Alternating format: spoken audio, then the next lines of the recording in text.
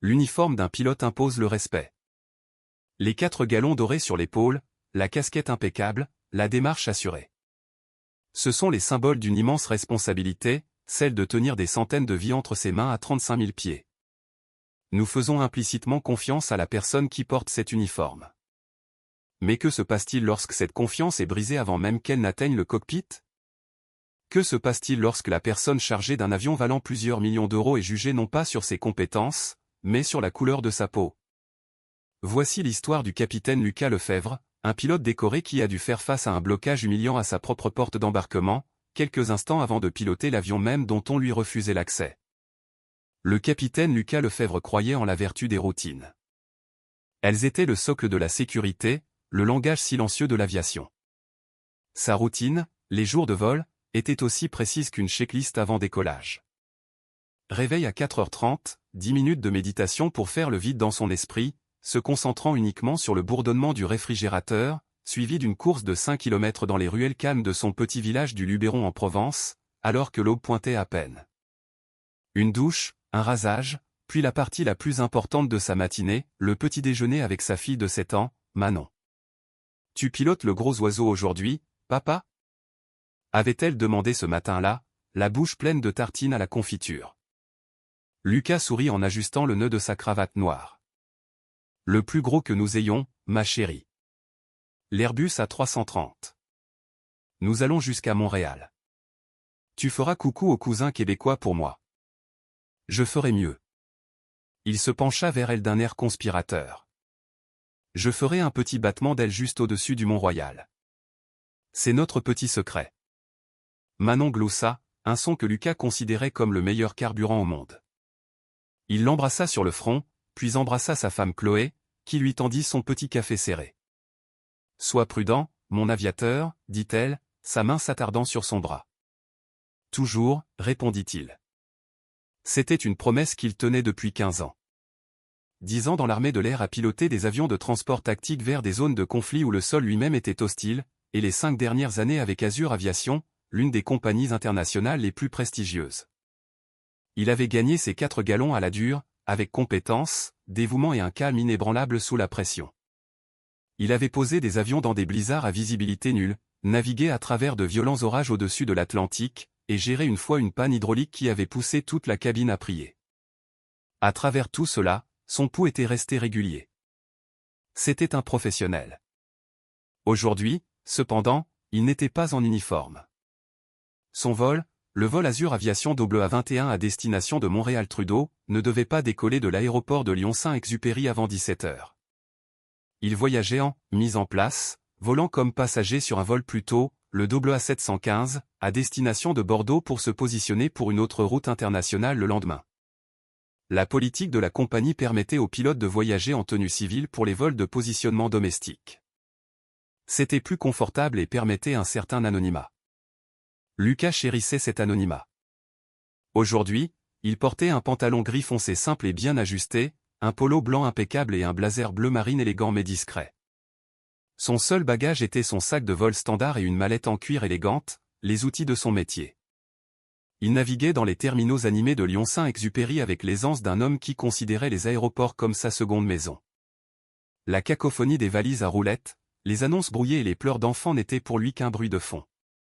Il passa la sécurité avec ses identifiants d'équipage, contournant les longues files de voyageurs, et se dirigea vers la porte K14. En approchant de la porte, il vit la scène habituelle. Une longue file sinueuse de passagers attendant d'embarquer, des familles essayant de canaliser leurs enfants excités et des voyageurs d'affaires tapant impatiemment sur leurs ordinateurs portables. La zone d'embarquement pour le vol AA715 était gérée par 2 agents. L'un était un jeune homme, probablement au début de la vingtaine, nommé Léo, qui scannait les cartes d'embarquement avec un rythme rodé. L'autre était une femme approchant la cinquantaine, avec un carré blond sévère et un badge indiquant le nom, Valérie. Sa posture était rigide, son expression figée dans un masque d'autorité contrainte. C'était elle qui dirigeait le flux, sa voix tranchante perçant le brouhaha. Groupe 4 uniquement. Veuillez avoir vos cartes d'embarquement et pièces d'identité prêtes. Groupe 4. Lucas n'était dans aucun groupe.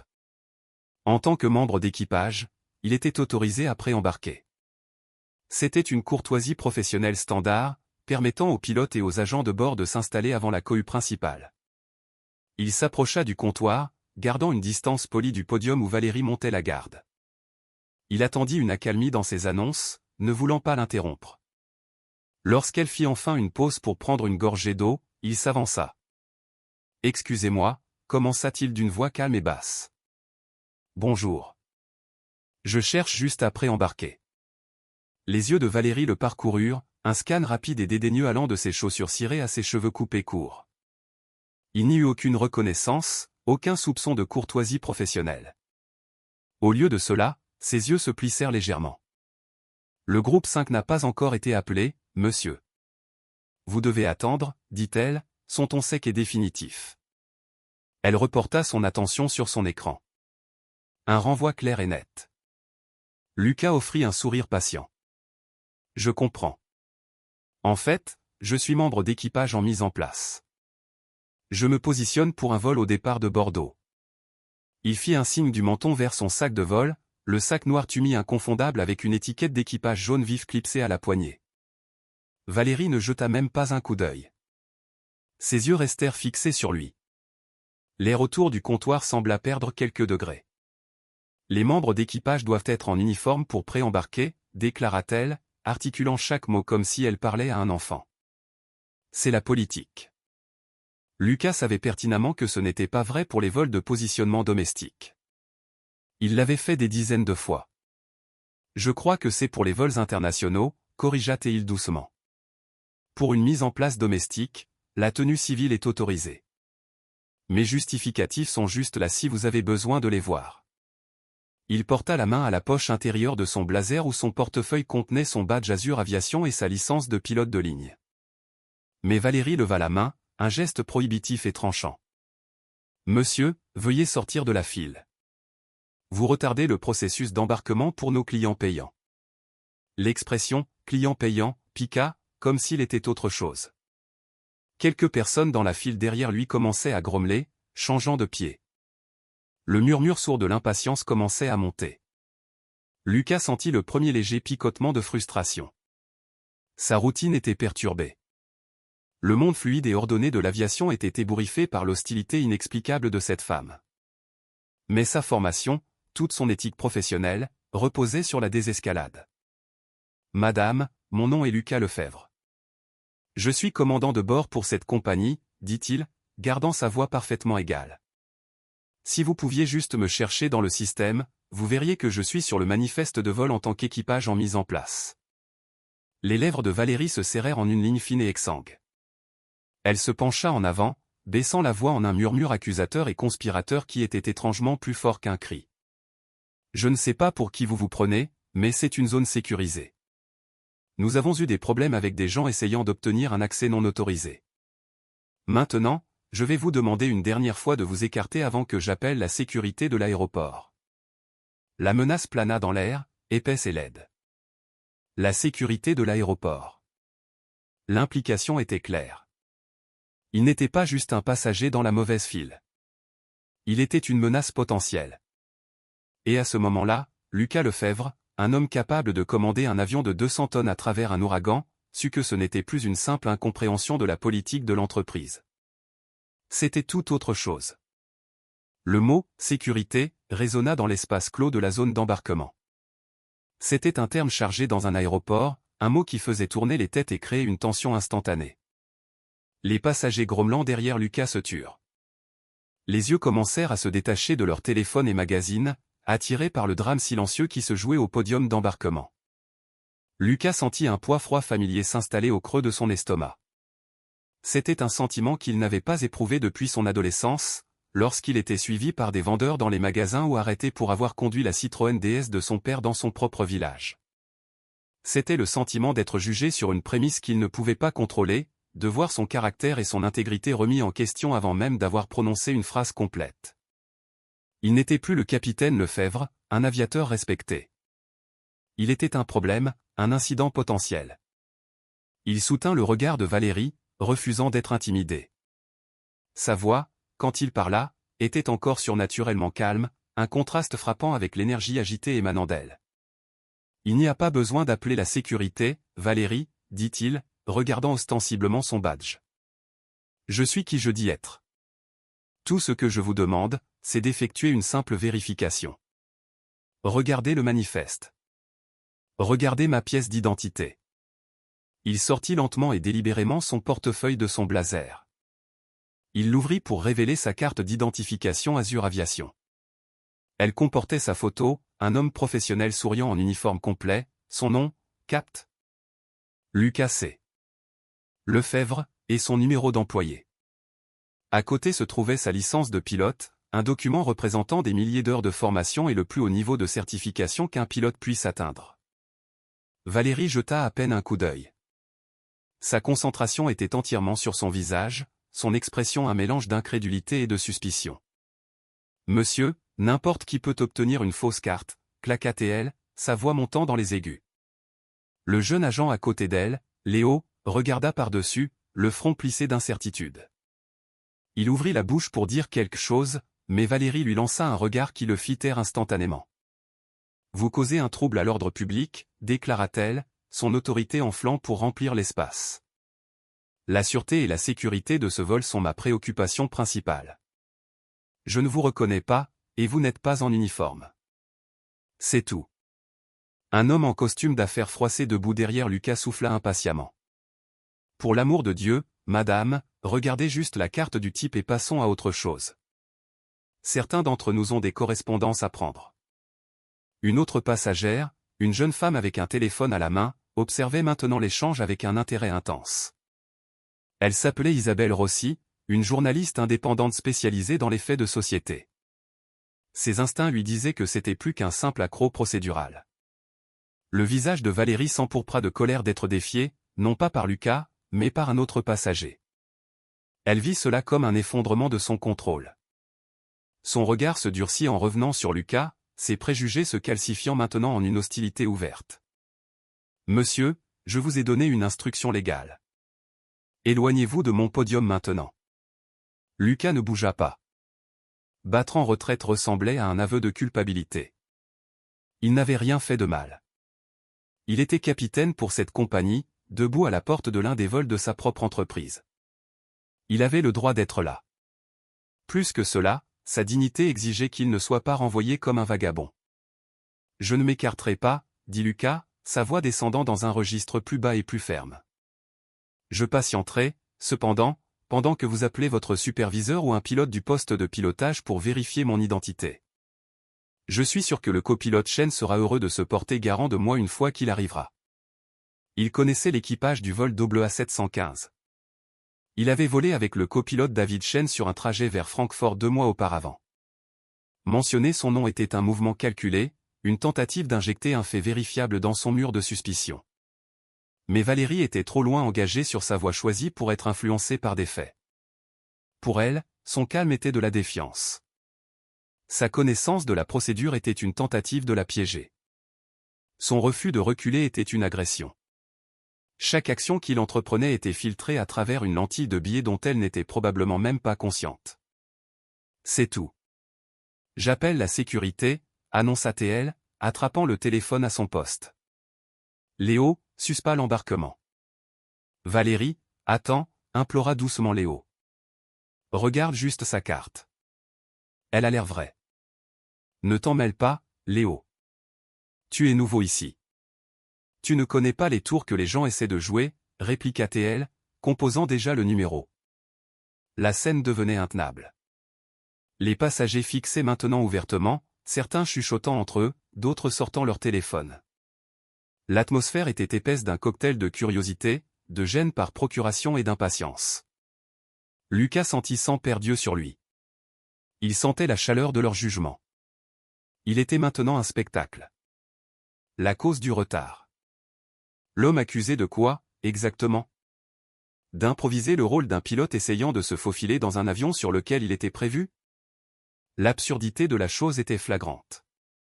Il pensa à Manon. Il lui avait toujours appris à se défendre, à parler avec assurance et à ne jamais laisser personne la faire se sentir petite.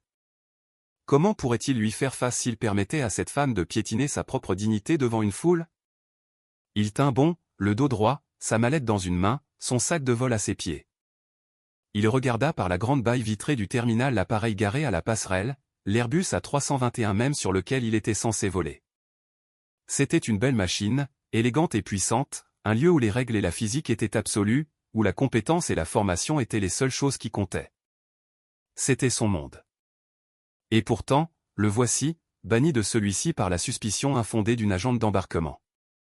La sécurité est en route, dit Valérie avec une note de triomphe sinistre, reposant le combiné sur son socle. Ils vont régler ça. Elle croisa les bras, se dressant comme une barrière physique entre Lucas et la passerelle. Un blocus humain alimenté par l'ignorance et un refus obstiné d'avoir tort. La routine ordonnée de la journée était brisée. L'horloge tournait vers l'heure de départ, et le capitaine Lucas Lefebvre était coincé du mauvais côté de la porte, prisonnier de la perception dans l'aéroport même qui était le hub de sa carrière. La tempête était arrivée à la porte K14.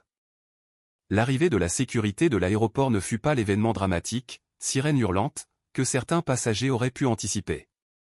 2 agents de la police aux frontières, un homme et une femme, s'approchèrent d'un pas mesuré et non urgent. Ils étaient habitués à ce genre d'appel, disputes sur les frais de bagages, passagers intoxiqués, arguments sur les sièges. Leurs expressions étaient neutres, frisant l'ennui. Mais avant même qu'ils ne puissent parler, une autre silhouette fit irruption dans la zone d'embarquement. C'était un homme approchant la soixantaine, avec un ventre qui tendait les boutons de sa chemise blanche de manager d'Azur Aviation. Son badge indiquait « Stéphane, chef d'escale de permanence ». Il avait l'air harcelé et perpétuellement agacé de quelqu'un qui ne gérait que des problèmes. « Qu'est-ce qui se passe ici, bon sang ?» demanda Stéphane, sa voix un grondement sourd qui traversa la zone d'embarquement maintenant silencieuse. « J'ai reçu un appel pour un incident de sécurité bloquant l'embarquement d'un vol qui a déjà 10 minutes de retard. » L'attitude de Valérie changea instantanément. Sa posture agressive s'adoucit pour devenir celle d'une employée assiégée faisant son devoir solennel. « Stéphane, Dieu merci. » Cet homme, dit-elle en pointant un doigt directement sur Lucas, tente d'embarquer sans titre valide. Il prétend être un équipage en mise en place, mais il n'est pas en uniforme et refuse de suivre mes instructions. Il cause un trouble majeur. Les yeux de Stéphane se posèrent sur Lucas.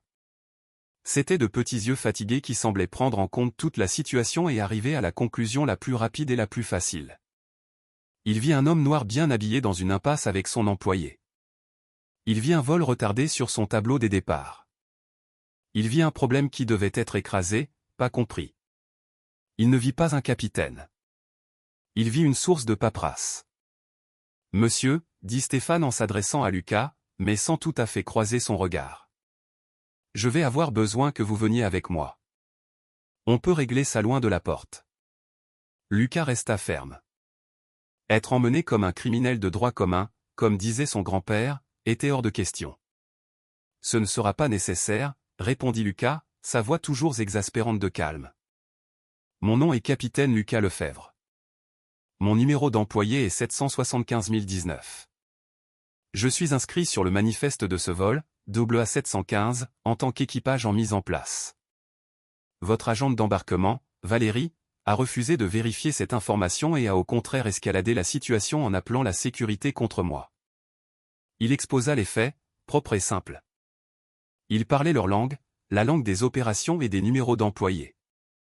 Pendant un instant, il pensa que cela pourrait percer la carapace. Stéphane, cependant, n'était pas un homme qui appréciait d'être corrigé, surtout par quelqu'un qu'il avait déjà catégorisé comme le problème. Il vit la précision de Lucas non pas comme du professionnalisme, mais comme le discours répété d'un escroc. « Écoutez, mon ami. » La voix de Stéphane était teintée de condescendance. « Je n'ai pas le temps pour ça. Nous avons un vol à faire partir. Valérie connaît les politiques. Si elle dit que vous ne montez pas, vous ne montez pas. Maintenant, soit vous marchez avec moi, soit ces officiers vous escorteront. » Les 2 agents de la police aux frontières échangèrent un regard. L'agent masculin fit un pas en avant. « Monsieur, allons juste marcher un peu sur le côté. On peut regarder votre pièce d'identité, parler au manager et éclaircir tout ça. » C'était une demande raisonnable, mais dans le contexte de l'humiliation publique, cela ressemblait à une autre étape dans un processus dégradant. Lucas savait que s'il s'éloignait de la porte, il ne monterait jamais dans cet avion. Le système resserrerait les rangs. Valérie et Stéphane rédigeraient un rapport le décrivant comme perturbateur et non coopératif. La vérité serait enterrée sous une montagne de justifications procédurales. Avec tout le respect que je vous dois, officier, dit Lucas en se tournant vers l'agent, le problème doit être résolu ici même. Cet agent a porté une accusation grave contre moi devant 200 personnes. La solution est simple. Le chef d'escale ici présent doit faire son travail, regarder le manifeste de sa propre compagnie sur cet ordinateur et vérifier mon statut. Cela prendra 10 secondes. Isabelle Rossi, la journaliste, leva discrètement son téléphone. Elle l'inclina juste assez, prétendant envoyer des SMS, mais la caméra enregistrait. L'éclairage était parfait. Le son était clair. Elle capturait l'intégralité de l'échange incroyable. Le visage de Stéphane virait maintenant au rouge écarlate. C'était un homme dont l'autorité était rarement contestée aussi directement. Vous ne me dites pas comment faire mon travail. Je suis le manager ici et je vous dis que vous êtes un risque pour la sécurité jusqu'à preuve du contraire. Il se tourna vers Valérie. Est-ce qu'il t'a montré une pièce d'identité? Il a agité un portefeuille vers moi, dit Valérie, sa voix dégoulinant d'insinuation. Ça aurait pu être n'importe quoi. C'était un mensonge flagrant.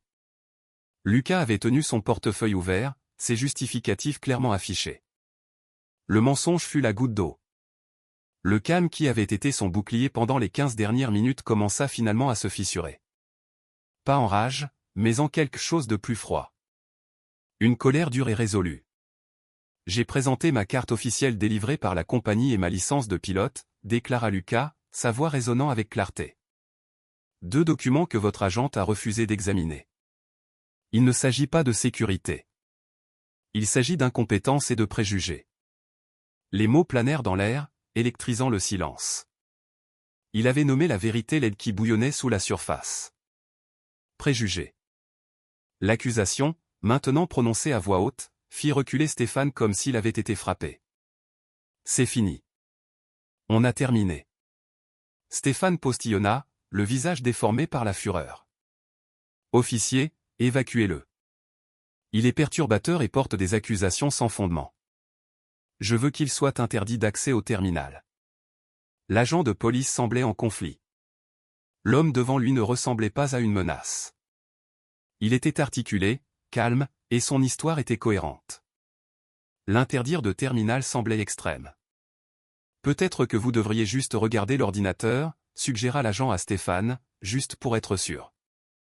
Vous remettez en question mon jugement? Riposta Stéphane. C'est un problème. Sortez-le d'ici. Mais juste au moment où les officiers faisaient un pas hésitant vers Lucas, une nouvelle voix coupa l'attention. Quel semble être le problème ici? Nous allons manquer notre créneau de départ. La voix venait de la porte de la passerelle. Là se tenait un homme en uniforme de pilote impeccable, sa cravate parfaitement nouée, ses cheveux argentés soigneusement peignés. Il avait 3 galons sur ses épaulettes indiquant son rang de copilote. Son badge indiquait « David Chen ». Il prit la scène en compte, sa porte bloquée par 2 managers et 2 officiers de police, tous concentrés sur un seul homme en blazer. Les yeux de David Chen scannèrent l'homme, et un regard de reconnaissance confuse apparut sur son visage. « Lucas » demanda-t-il en s'avançant. « Qu'est-ce que tu fais là? Je pensais que tu serais déjà installé sur le strapontin. » Toute la dynamique de la confrontation vola en éclats en un instant. Stéphane et Valérie se figèrent, leurs visages devenant des masques d'incrédulité. Ils se tournèrent de David Chen vers Lucas et inversement, les rouages de leur cerveau s'arrêtant net. Lucas s'autorisa un petit sourire las. Il fit un léger signe de tête à son collègue. « Bonjour, Dave. J'avais juste un petit souci avec ma carte d'embarquement. » David regarda l'assemblée de responsables, puis revint au visage calme et non impressionné de Lucas. Il comprit immédiatement. Il avait déjà vu des versions subtiles de cela se produire, mais jamais rien d'aussi flagrant. Il se tourna vers Stéphane, son attitude professionnelle devenue glaciale. « C'est le capitaine Lucas Lefebvre, » dit David, sa voix ne laissant aucune place à la discussion. « C'est l'un des capitaines des A330 les plus anciens de notre flotte. C'est aussi le pilote en mise en place sur ce vol. Et en ce moment, il devrait être dans l'avion, pas ici dehors à se faire harceler par vous. » Le silence qui suivit fut profond. Chaque passager dans la zone d'embarquement l'avait entendu. Le téléphone d'Isabelle Rossi captura les expressions stupéfaites et horrifiées sur les visages de Valérie et Stéphane. La vérité, simple et indéniable, avait finalement atterri, et avec elle vint la réalisation écœurante de l'erreur colossale qu'ils venaient de commettre devant un public captif. La révélation plana dans l'air à la porte K14, épaisse et suffocante. Les mots « Capitaine Lucas Lefebvre », l'un des capitaines des A330 les plus anciens de notre flotte, résonnèrent dans le silence soudain de tombeau. Pour Valérie et Stéphane, c'était comme si le sol s'était dérobé sous leurs pieds, le monde avait basculé sur son axe, et ils se retrouvaient à fixer une réalité qu'ils avaient agressivement refusé de reconnaître. Le visage de Valérie, qui avait été un masque d'autorité vertueuse, se fripa. La couleur se draina, laissant un blanc pâteux et maladif. Sa bouche s'ouvrit et se ferma silencieusement comme un poisson cherchant de l'air. Ses yeux, écarquillés d'horreur, passèrent du copilote en uniforme, David Chen, à l'homme qu'elle venait de menacer de faire arrêter. Capitaine. Il était capitaine. Le mot semblait impossible, un bug dans sa compréhension du monde. La réaction de Stéphane fut une incrédulité balbutiante. La colère fanfaronne s'évanouit, remplacée par une panique frénétique de rétropédalage. « Attendez une minute », bégaya-t-il en regardant David. « Il doit y avoir une erreur. Il ne s'est pas identifié correctement. » « Oh, il s'est identifié », coupa David Chen, sa voix tranchante comme du verre brisé.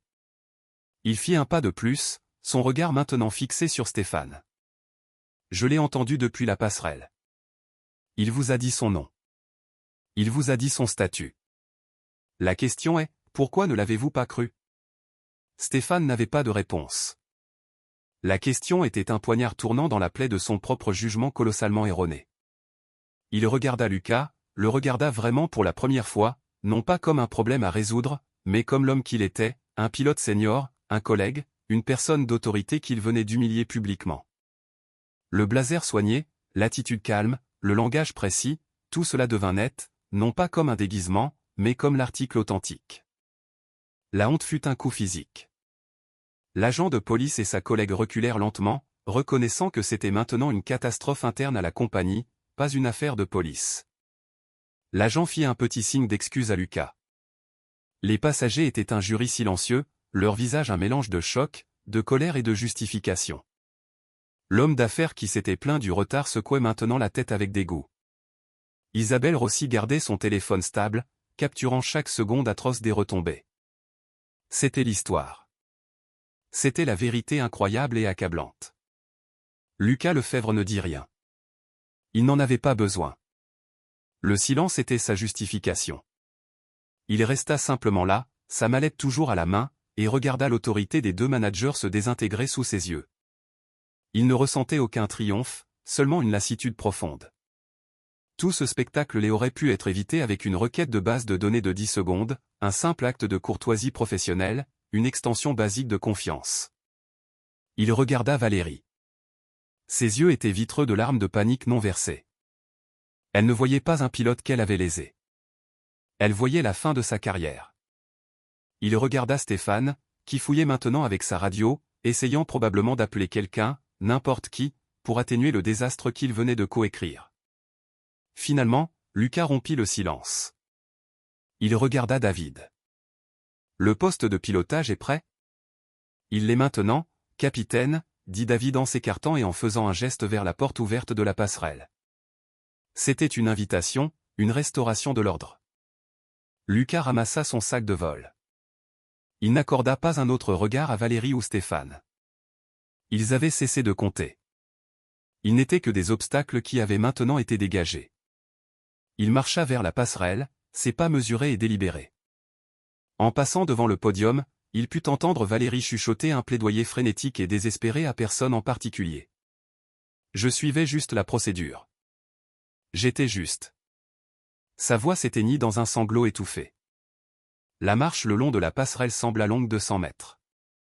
Chaque pas était lourd du poids des 20 dernières minutes. Le tunnel feutré et calme était une zone tampon entre le chaos de la porte et le sanctuaire du cockpit.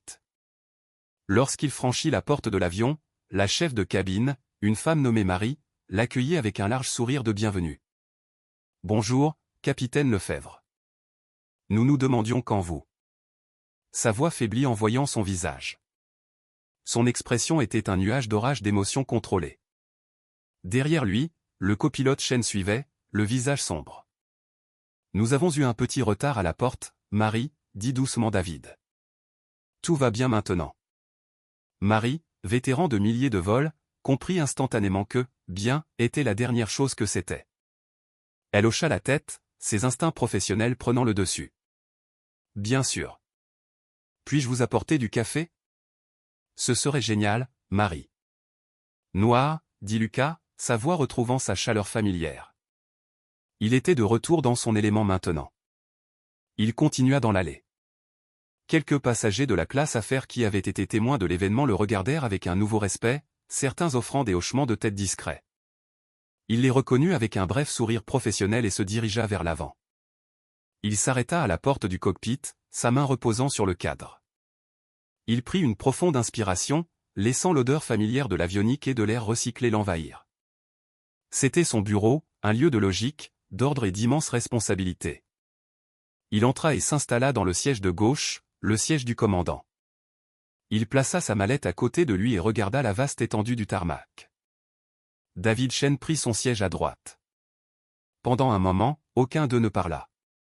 Le bourdonnement sourd des systèmes de l'avion était le seul son. « Lucas. » commença David, la voix douce. « Je suis tellement désolé que tu aies dû subir ça. C'était inacceptable. » Lucas regarda par la fenêtre, observant l'équipe au sol s'activer en bas. Il pensa au fait que ses bagagistes, chaque personne sur ce tarmac, lui aurait probablement accordé plus de courtoisie professionnelle que les deux managers dans le terminal. « Ce n'est pas ta faute, Dave, » dit Lucas en se tournant vers son copilote. Il força un sourire, bien qu'il n'atteignît pas tout à fait ses yeux. « Mais j'ai le sentiment que ça va être une très longue journée pour Azure Aviation. » Il se pencha en avant et commença ses vérifications pré-vol. Ses mains bougeaient avec une précision ancrée dans la mémoire musculaire. Des interrupteurs furent basculés, des cadrans vérifiés, des écrans prirent vie. C'était la routine, sa routine, la seule chose qui pouvait l'ancrer face à l'absurde. Mais alors qu'il se préparait à voler, il savait que la vraie tempête n'était pas sur le radar météo. Elle couvait à la porte K14 et elle était sur le point d'éclater sur toute la compagnie aérienne. Alors que le vol Azure Aviation A715 repoussait de la porte, l'atmosphère à l'intérieur de l'Airbus était épaisse d'une tension non dite. Les agents de bord se déplaçaient dans la cabine avec une gaieté forcée et fragile, conscients que beaucoup de passagers avaient été témoins de l'incident laid. La voix du capitaine Lucas Lefebvre passa par le système de sonorisation, aussi douce et rassurante qu'elle l'était toujours. « Bonjour, mesdames et messieurs, et bienvenue à bord du service Azure Aviation à destination de Bordeaux. Ici votre commandant de bord, Lucas Lefebvre. Nous nous excusons pour le léger retard au départ. Nous prévoyons un temps de vol d'environ 1 heure et 5 minutes. Le temps à Bordeaux est clair et ensoleillé. Veuillez vous asseoir, vous détendre, et nous vous mettrons en route sous peu. » Sa voix ne trahissait rien. C'était le son du professionnalisme pur et non frelaté. Pour les passagers qui n'avaient pas vu la confrontation, c'était juste une autre annonce de pilote. Mais pour ceux qui l'avaient vu, c'était une leçon magistrale de grâce sous pression. Ils avaient vu l'homme, et maintenant ils entendaient le capitaine. Le contraste était stupéfiant. Pendant ce temps, à la porte K14, le chaos régnait. Valérie pleurait ouvertement, maladroitement réconfortée par son jeune collègue, Léo. Stéphane était au téléphone, criant d'un ton paniqué et étouffé à quelqu'un de la direction régionale. « Vous ne comprenez pas. C'est un capitaine. » « Oui, un senior. » Toute la porte l'a vu. Une passagère filmait. Cette passagère, Isabelle Rossi, avait déjà trouvé un coin tranquille près d'une boulangerie. Ses doigts volaient sur l'écran de son téléphone. Elle téléchargea le clip vidéo de 4 minutes sur un serveur sécurisé avant de taper rapidement une légende. Elle était freelance, mais elle avait des contacts dans tous les grands médias. Elle envoya le lien vidéo à un rédacteur en chef d'un grand site d'actualité en ligne connu pour ses histoires virales. Son message était simple, « Vous devez voir cet incident à Lyon-Saint-Exupéry. » Azure Aviation. Pilote victime de profilage racial par le personnel, bloqué de son propre vol. Vidéo jointe. Exclusivité pour les 30 prochaines minutes. 20 minutes plus tard, alors que le vol d'OBLEA-715 montait à travers 10 000 pieds, l'histoire fut mise en ligne. Le titre était explosif, « Je suis le capitaine DECEVOL, pilote noir humilié par le personnel de la compagnie dans une vidéo choquante. » La vidéo était accablante. L'audio de haute qualité capturait chaque mot condescendant de Valérie, chaque grognement dédaigneux de Stéphane, et chaque réponse calme et digne de Lucas. Le point culminant, l'arrivée du copilote Chen et la réalisation horrifiée sur les visages des managers, était du drame pur. Internet fit ce qu'Internet fait. L'histoire explosa. En 1 heure, c'était le sujet le plus tendance sur Twitter. Le hashtag existant voléant étant noir rugit de nouveau avec vengeance. La vidéo fut partagée, repostée et retéléchargée des centaines de milliers de fois. Les sections de commentaires étaient un torrent d'indignation. D'anciens et actuels employés de compagnies aériennes intervinrent, confirmant que bien que le cas de Lucas fût extrême, le biais sous-jacent n'était pas rare. Le siège social d'Azur Aviation, une tour de verre élégante projetant une image d'efficacité moderne, entra en mode de crise totale. La directrice de la communication, une femme redoutable nommée Rebecca Finch, fut tirée d'une réunion budgétaire. Quand elle vit la vidéo, la couleur quitta son visage. « Donnez-moi le numéro de vol. Donnez-moi les noms des employés. Donnez-moi le nom du pilote », commanda-t-elle à son équipe. Son téléphone commença à sonner. C'était le PDG, Arthur Vance. Sa voix était comme de la glace. « Rebecca, dites-moi ce qui se passe au nom de Dieu à Lyon. »« Arthur, nous recevons juste les détails.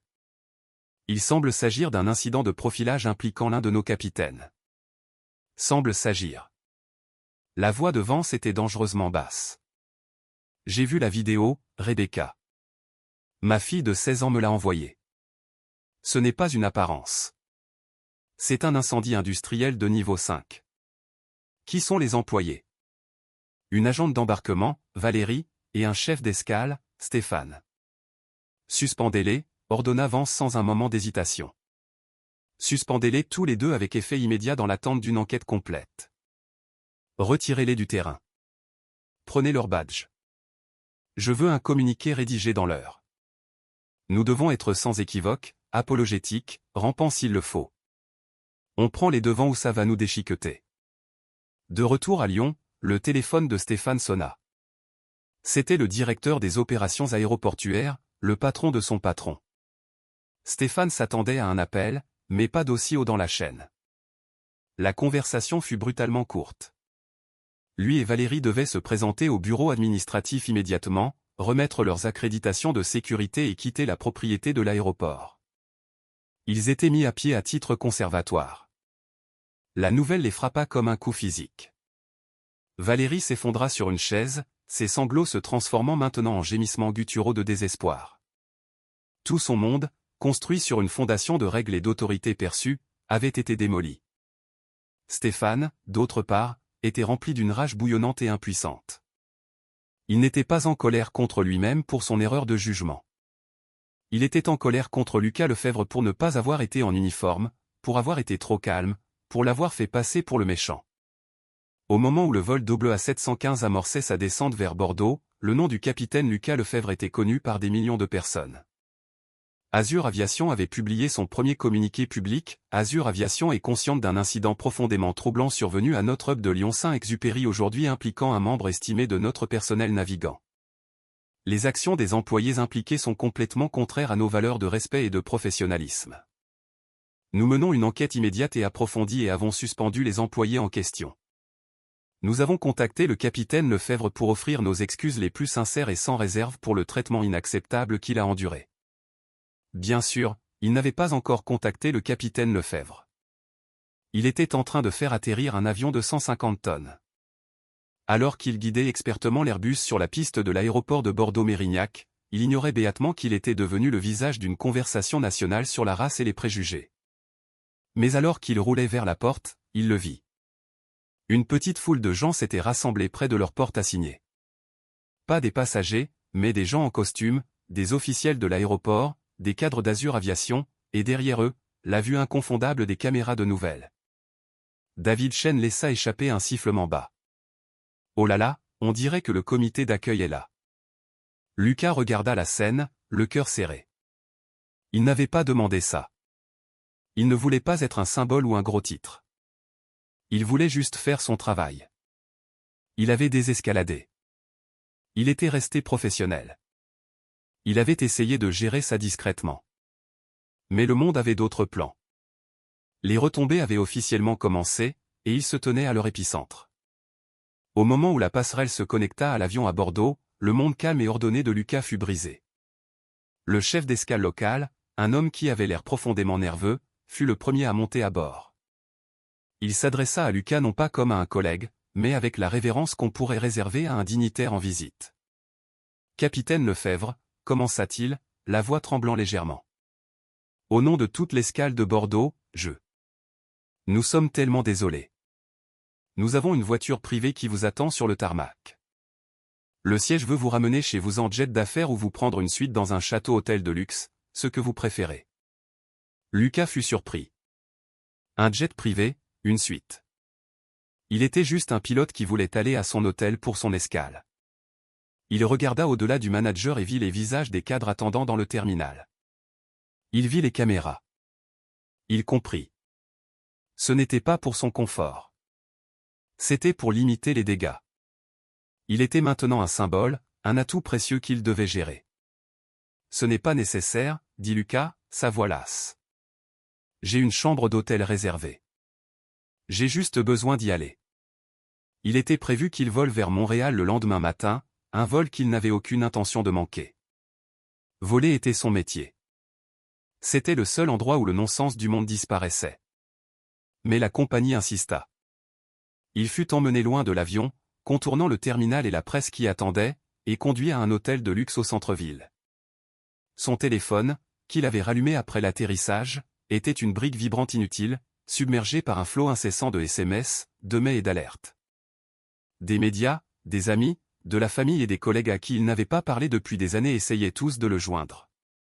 Il réussit finalement à joindre sa femme, Chloé. Sa voix était un mélange de fureur et de soulagement. « Lucas, j'ai vu la vidéo. Ça va?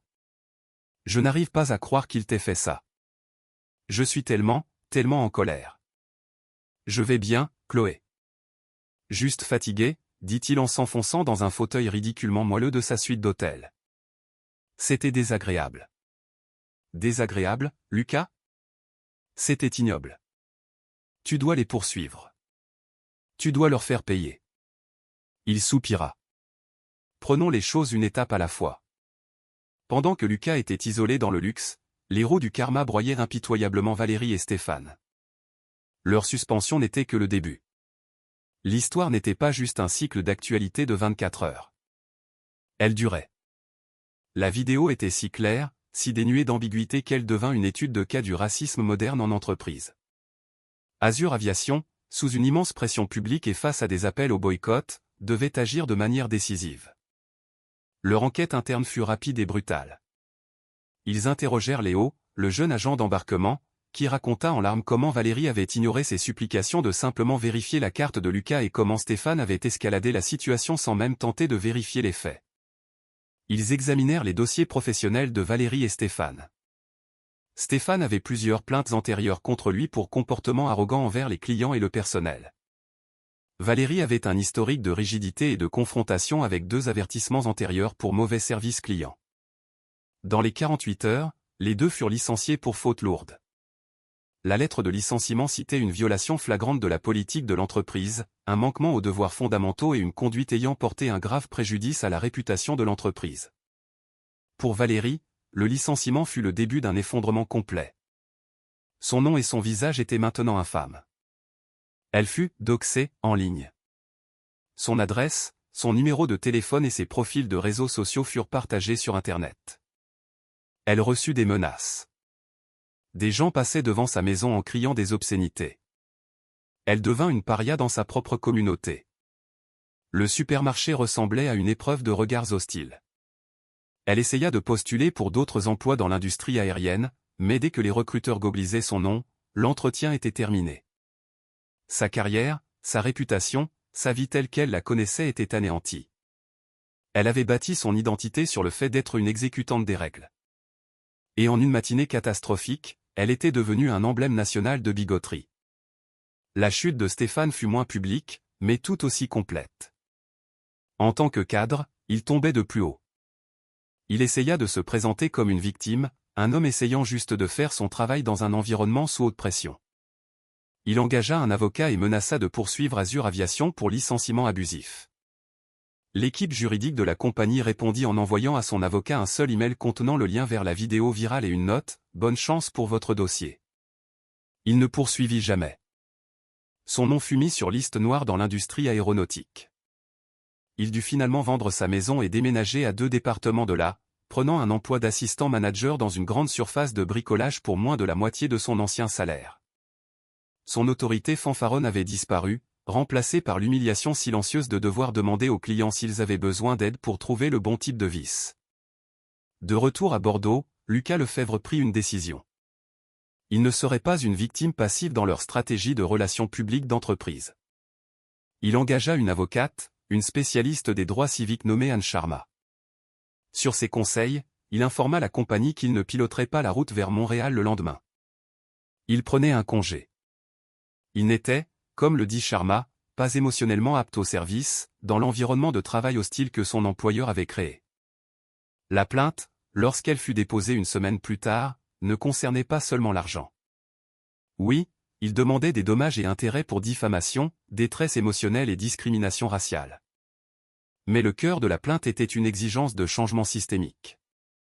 Ils exigeaient une refonte complète de la formation à la désescalade et à la lutte contre les préjugés chez Azur Aviation, des bagagistes à la direction. Ils exigeaient un nouveau processus transparent pour la vérification des justificatifs d'équipage. Et ils exigeaient que le nouveau programme de formation soit développé en consultation avec des experts sur les biais raciaux. Azur Aviation, face à un cours de bourse en chute libre et un cauchemar de relations publiques qui ne finissait pas, savait qu'ils n'avaient pas le choix. Leurs avocats entrèrent immédiatement en négociation de règlement. Le coup dur et rapide du karma avait atterri sur les individus, mais maintenant la pression lente et broyante des conséquences s'appliquait à toute la corporation. Lucas Lefebvre avait été arrêté à la porte, mais il avait fini dans le siège conducteur d'un mouvement qui changerait toute la compagnie aérienne. L'accord entre le capitaine Lucas Lefebvre et Azur Aviation fut atteint en un temps record, mais fut tout sauf simple. La composante financière était substantielle, un montant qui assurerait la sécurité de Lucas et de sa famille pour la vie. Mais Lucas avait été inflexible dès le début. Ce n'était pas une question d'argent. Il s'agissait de s'assurer que ce qui lui était arrivé à la porte K14 n'arriverait jamais à personne d'autre. La vraie victoire résidait dans les termes non monétaires de l'accord. Azur Aviation accepta chacune de ces demandes de réforme systémique. Ils s'engagèrent publiquement à créer un nouveau programme de formation obligatoire sur la sensibilité et l'anti-biais pour toute l'entreprise. Et sur l'insistance de Lucas, ils le nommèrent Initiative Lefebvre. Son nom ne serait plus associé à la victimisation, mais au progrès. Lucas, guidé par son avocate Anne Sharma, reçut une place à la table pour aider à développer le programme. Il travailla avec des sociologues, des leaders des droits civiques et des experts en sécurité aérienne pour élaborer un curriculum qui allait au-delà de la formation d'entreprise stérile habituelle. Il ne s'agissait pas de faire culpabiliser les gens.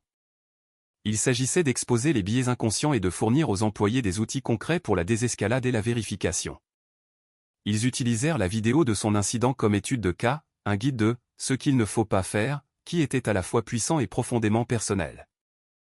L'initiative eut un effet d'entraînement. D'autres compagnies aériennes, voyant les dommages réputationnels et financiers qu'Azur Aviation avait subis, commencèrent à revoir et mettre à jour de manière proactive leur propre politique. La DGAC, Direction Générale de l'Aviation Civile, prit note, émettant de nouvelles recommandations pour les processus de vérification des membres d'équipage à travers tous les transporteurs français. Un seul moment les deux préjugés étaient devenus par inadvertance un catalyseur pour un changement à l'échelle de l'industrie. Pour Lucas, les mois qui suivirent furent un voyage étrange. Il devint une figure publique réticente. Il fit une poignée d'interviews soigneusement sélectionnées, non pas pour ressasser sa propre humiliation, mais pour parler des problèmes plus larges de diversité et d'inclusion dans l'aviation. Il parla avec une autorité calme et de la grâce, devenant l'une des voix les plus respectées dans le domaine. Il lança un programme de mentorat pour les jeunes aspirants pilotes issus de minorités, utilisant sa plateforme pour ouvrir des portes qui avaient été plus difficiles à pousser pour lui. Il finit par retourner dans le cockpit. Son premier vol de retour eut lieu 6 mois après l'incident. C'était une route de Lyon à Montréal, le vol même qu'il était initialement prévu de prendre. Alors qu'il marchait dans le terminal dans son uniforme complet de capitaine, l'atmosphère était différente. Les gens le reconnaissaient. Les agents d'embarquement souriaient chaleureusement. Les passagers lui faisaient un signe de tête avec un regard de respect et de reconnaissance. Il n'était plus un pilote anonyme. Il était le capitaine Lefebvre. Lorsqu'il arriva à sa porte, une nouvelle jeune agente était au podium. Elle le vit approcher et ses yeux s'écarquillèrent légèrement, non pas de suspicion, mais d'admiration. « Bonsoir, capitaine Lefebvre, dit-elle, sa voix sincère. Bienvenue. Nous sommes honorés de vous avoir avec nous ce soir. » Lucas sourit, un vrai sourire chaleureux qui atteignit ses yeux. « L'honneur est tout pour moi, dit-il. Content d'être ici. » Il descendit la passerelle, son sac de vol à la main, et monta dans l'avion. Il salua l'équipage et se dirigea vers son sanctuaire, le cockpit de la 330. Alors qu'il s'installait dans son siège et commençait sa routine, la checklist pré-vol qui était le socle de sa profession, il regarda les lumières scintillantes de l'aérodrome. Le monde hors du cockpit était désordonné, compliqué et souvent injuste. Mais ici, dans son siège, les règles étaient claires. Le chemin était tracé. Il était aux commandes. L'incident à la porte K14 avait été une tentative de le clouer au sol, de le diminuer, de lui dire qu'il n'était pas à sa place. Mais cela avait échoué. Il avait traversé la tempête au sol. Et maintenant, il était exactement là où il avait toujours été censé être, les mains sur les commandes, prêt à prendre son envol, grimpant vers un nouvel horizon plus clair. Il était chez lui.